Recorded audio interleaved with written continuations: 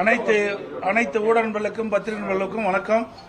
இன்றைய தினம் திராவிட முன்னேற்ற கழகம், பாட்டாளி மக்கள் கட்சி, தமிழ் மாநில காங்கிரஸ், அம்மா மக்கள் முன்னேற்ற கழகம் இந்த கட்சியிலிருந்து விலகி அனைத்து இந்திய அண்ணா திராவிட முன்னேற்ற கழகத்தில் இணைத்துக் கொண்ட நிகழ்ச்சி நடைபெற்றது. பல்வேறு கட்சியிலிருந்து விலகி சுமார் 2025 பேர் இன்றைய தினம் அனைத்து இந்திய அண்ணா திராவிட முன்னேற்ற கழகத்தில் தங்களை இணைத்துக் கொண்டார்கள்.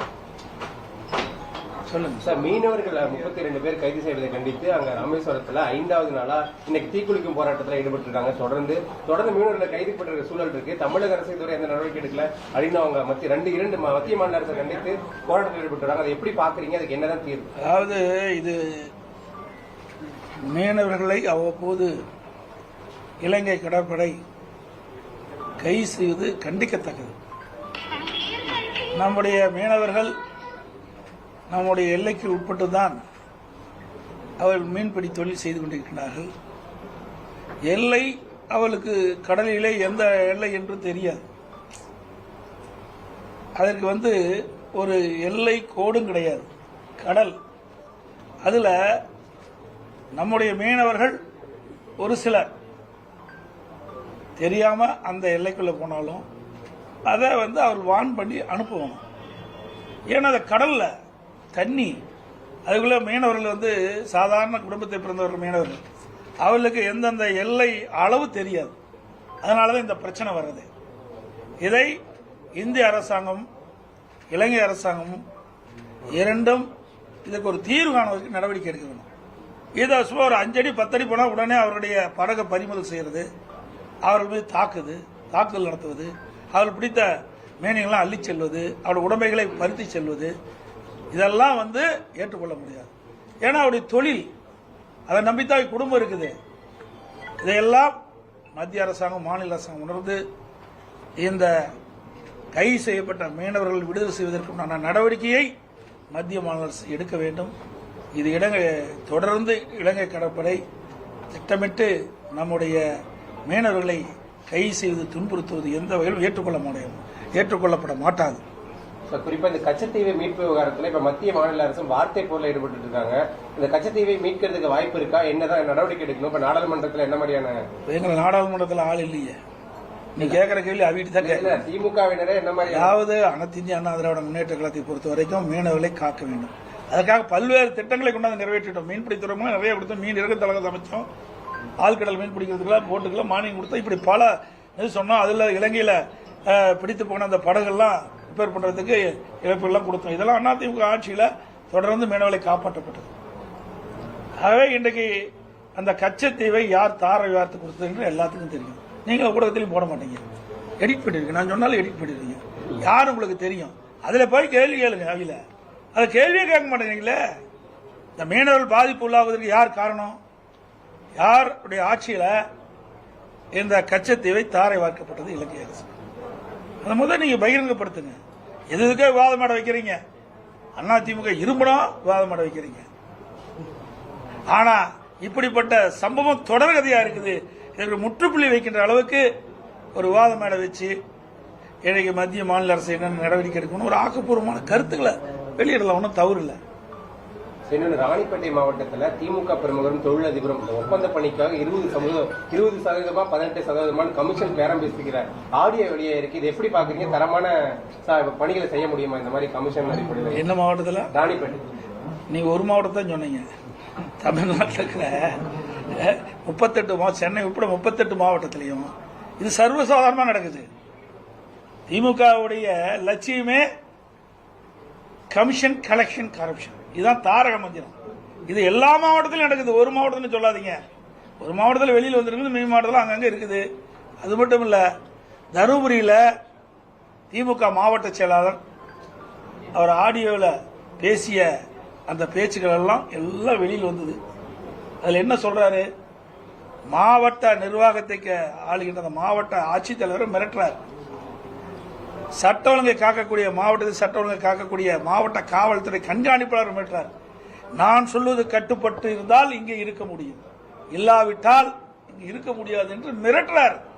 ஒரு கலெக்டர் மிரட்டுறாரு, ஒரு எஸ்பி மிரட்டுறாரு. அப்படின்னா சாதாரண அலுவலர்லாம் எங்க போய் நிக்க போறாங்க? இந்த ஆட்சியில் எவ்வளவு ஒரு மோசமான கொடுமையான நிகழ்வு நடந்துட்டு இருக்குது. அரசு எப்படிலாம் தவறா பயன்படுத்துது. இதெல்லாம் பத்திரிகையில போடுங்க. இதெல்லாம் ஒரு விவாத மேடை வைங்க. இந்த நிகழ்ச்சி வாயிலா கேட்டுக்கொள்றேன். இதுக்கெல்லாம் ஒரு விவாத மேடை வைங்க. தவறு செய்வதை தட்டி கேட்க வேண்டும். ஊடகத்தினுடைய பணி நடுநிலையோடு செயல்படுங்க. மக்களுக்கு சார்ந்த பிரச்சனை, மக்களை சார்ந்த பிரச்சனை என்ற பொழுது ஊடகத்தில் நீங்க வெளிப்படுத்தணும்.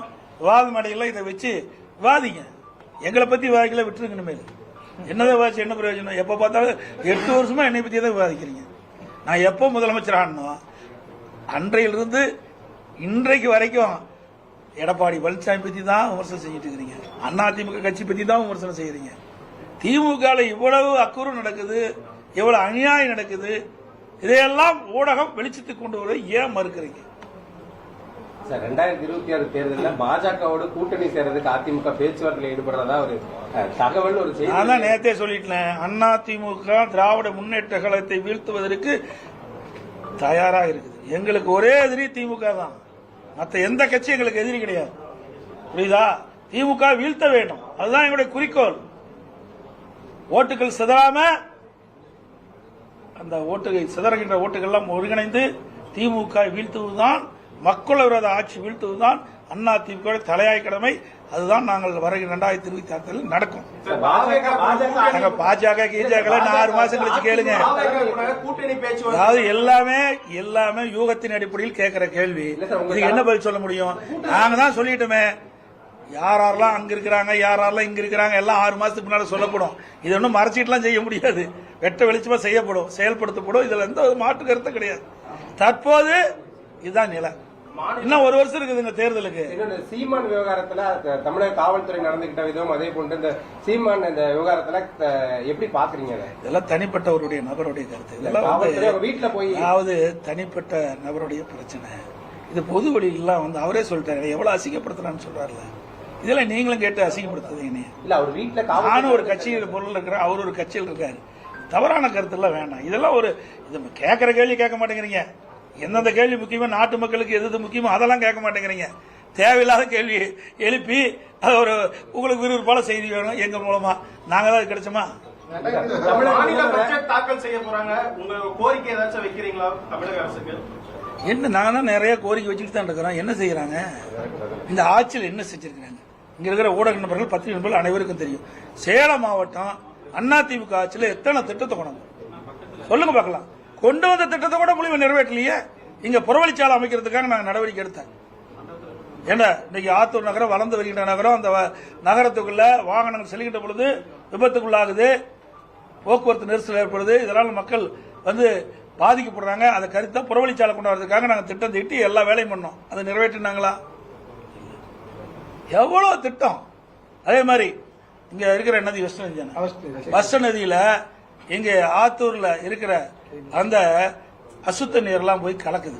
அதை சுத்தப்படுத்தி விடலாம்ட்டு அதுக்கு ஒரு திட்டத்தை வகுத்தணும். அதையும் கிடப்பில் போட்டாங்க. ஏன்னா வெஸ்ட் நதியில இந்த நதிநீர் மாசுபடுது. அது மாசுபடாமல் இருக்க இந்த நகரத்திலிருந்து வெளியேறுகின்ற அசுத்த நீர் சுத்தப்படுத்தி அந்த வெஸ்ட் நதியில் விடணும். அது ஒரு திட்டம். அதையும் கைவிட்டுட்டாங்க.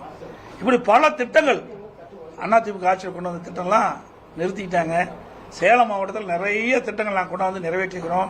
234 தொகுதியிலையும் அதிமுக ஆட்சியில் தான் மக்களுடைய பிரச்சனைக்கு தீர்வு கண்ட ஒரே அரசாங்கம் அதிமுக அரசாங்கம். 234 தொகுதியிலையும் எம்எல்ஏக்கள் 10 கோரிக்கைகளை வைக்க சொல்லியிருந்தாங்க. அந்த 10 கோரிக்கைகளை எல்லா கட்சியை சேர்ந்தவங்களும் வச்சாங்க. எல்லாம் வச்சாங்க, கோரிக்கையோட தான் இருக்குது. இல்ல அதுக்கு தீர்வு காணல. அவைதாங்க எப்பவுமே கவர்ச்சிகரமா பேசுறதாங்க. பேசுவது அழகா இருக்கும், செயல்ல ஒண்ணுமே கிடையாது. செயல்ல 0. 10 கொடுத்தோம், 10ல் இப்ப 4 தான் எடுத்திருக்குன்னு வந்திருக்குது. இன்னும் 4க்கு நிதி ஒதுக்குனாங்களா இல்லையான்னு தெரியல. இன்னொரு 9 மாசம் 8-9 மாசம் தான் இருக்குது. அவர்கள் எப்போ வார்த்தை ஜாலங்கள்ல வல்லவர்கள். புரியுதுங்களா? திட்டத்தை செயல்படுவதில் பிற்போக்கானவர்கள். சார், இப்ப தமிழக முதல்வர் அப்பா அப்பான்னு சொல்லி மக்கள்கிட்ட ஒரு அழுத்துதல், அம்மா எப்படி அம்மா அம்மான்னு கூப்பிட்டோம் அந்த மாதிரி நீங்களும் அப்பா அப்பான்னு கூப்பிடுங்க. இதெல்லாம் கேட்டா எப்படி சொல்றதுன்னு தெரியல. இதை எப்படி சொல்றது தெரியல. அவர் ஒரு முதலமைச்சராக இருக்காரு, ஒரு கட்சியுடைய தலைவராக இருக்காரு. அவரே உணர வேணும் எதை சொல்ல வேணும் எதை சொல்லக்கூடாதுன்னு அவரே உணர வேணும். அப்பா அப்பான்னு சொன்னா பிரச்சனை வந்து குடும்பத்துல தப்பா ரைட்டா சொல்லுங்க பார்க்கலாம். அது பிரச்சனை ஆயிருங்க, வேண்டாம். அது எப்படி இப்ப சொல்ல முடியும்? நாளைக்கு தான் கூட்டம் போடுறாங்க. எங்களுடைய இன்னைக்கு சொல்லிட்டு நாளைக்கு என்ன வேலை? அனைத்து இந்திய அண்ணா திராவிட முன்னேற்ற கழகம் எங்களுடைய நிலைப்பாட்டை நாளை நடக்கின்ற அந்த கூட்டத்தில் தெரிவிக்கப்படும்.